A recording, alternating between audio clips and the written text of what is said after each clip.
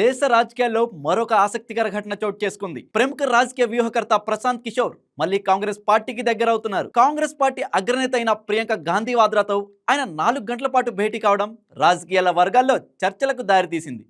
ఈ సమావేశం అనంతరం ప్రశాంత్ కిషోర్ కాంగ్రెస్ పార్టీలో చేరే అవకాశాలు ఎక్కువగా ఉన్నట్లు చర్చలు మొదలయ్యాయి. ప్రియాంక ప్రశాంత్ కిషోర్ సమావేశం ఢిల్లీలో కొనసాగింది. ఈ భేటీలో ప్రస్తుత రాజకీయ పరిస్థితులు, కాంగ్రెస్ పార్టీ ఎదుర్కొంటున్న సమస్యలు, రాబోయే ఎన్నికల్లో అనుసరించాల్సిన వ్యూహాలపై చర్చ జరిగినట్లు తెలుస్తోంది. ముఖ్యంగా ఇటీవల జరిగిన ఎన్నికల్లో కాంగ్రెస్ కు ఆశించినంత స్థాయిలో ఫలితాలు రాలేదు. అలాగే ప్రశాంత్ కిషోర్ నాయకత్వంలో రాజకీయ వ్యూహాలు కూడా పెద్దగా ఫలించలేదు. అందుకే ఈ సమావేశాన్ని ఏర్పాటు చేశారని రాజకీయ విశ్లేషకులు చెబుతున్నారు. ప్రశాంత్ కిషోర్ పేరు చెప్తే చాలు దేశవ్యాప్తంగా అనేక రాష్ట్రాల్లో సాధించిన ఎన్నికల విజయాలే గుర్తొస్తాయి. గతంలో BJP, JDU, YSR Congress, TMC వంటి పార్టీలకు ఇతను వ్యూహకర్తగా పనిచేశారు. అయితే కొన్ని నెలల క్రితం కాంగ్రెస్ పార్టీలో చేరతారని వార్తలు వచ్చాయి. కానీ అది జరగలేదు. పార్టీకి వ్యక్తుల కంటే వ్యవస్థాగత మార్పులే అవసరమని అప్పట్లో ప్రశాంత్ కిషోర్ అన్నారు. ఇప్పుడు మళ్ళీ ప్రియాంక గాంధీతో సమావేశం కావడం ఒక్కసారిగా రాజకీయ వాతావరణాన్ని వేడెక్కించింది.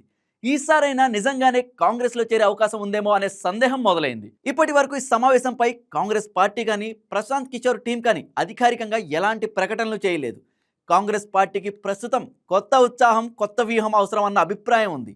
అలాంటి పనులు చేయడంలో ప్రశాంత్ కిషోర్ చాలా అనుభవజ్ఞుడు. అందుకే ఆయన కాంగ్రెస్ పార్టీ ఆహ్వానించుంటుందనే వార్తలు కూడా వినిపిస్తున్నాయి.